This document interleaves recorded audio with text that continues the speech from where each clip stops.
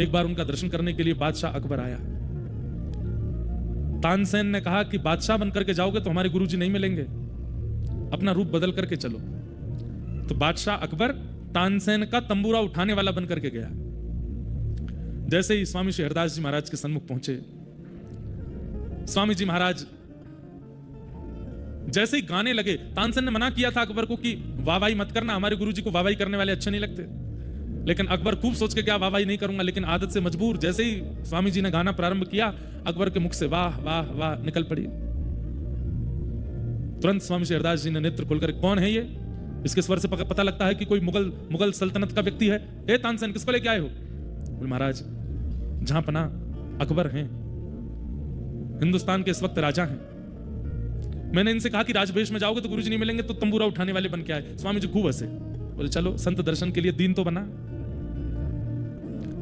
अकबर ने कहा आप मेरा रूप पहचान ही गए हैं, तो अब मुझे थोड़ी आपकी खिदमत करने दीजिए। स्वामी जी बोले इन सब की हमको आवश्यकता नहीं। बोले नहीं, अब मैं आया हूं आपके द्वार पर, कुछ तो करूंगा। स्वामी जी बोले अब तेरी जो इच्छा हो कर ले। अकबर ने अत्यंत मूल्यवान मणियों का एक हार, स्वर्ण में मंडित,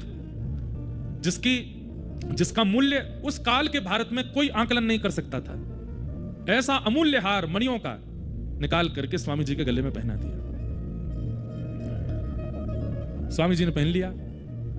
अकबर के मन में आया कि इतना अमूल्य हार मैंने पहनाया है, ये मेरे से बड़े प्रसन्न रहेंगे, मेरी बड़ी वाहवाही करेंगे। अब 4 लोग आएंगे, उनसे भी कहा करेंगे कि देखो अकबर ने मुझे ऐसे ऐसे हार पहनाया। स्वामी जी तो सबके मन की जानते हैं। इतने में स्वामी जी ने कुछ अलाप लगाया, तो जैसे ही गाने लगे तो हिंसक जीव, पशु पक्षी सब वहां इकट्ठे होने लगे और दूर बैठ करके स्वामी जी को सुनने लगे। तभी एक हिरण आया और स्वामी जी के बगल में आकर के बैठ गया। स्वामी जी ने वही हार उतार करके हिरण को पहना दिया।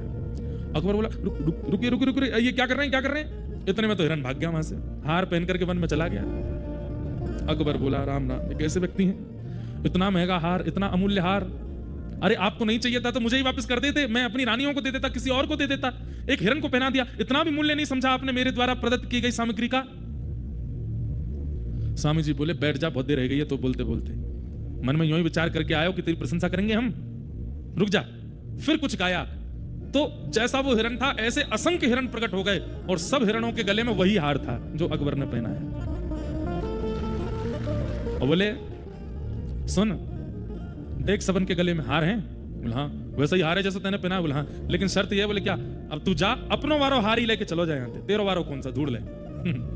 अकबर समझ गया, बोले कि ये सामान्य नहीं है भैया, संसार के अत्यंत उपलब्धि देने से इनको खरीदा नहीं जा सकता, ये ठाकुर जी के हो चुके हैं।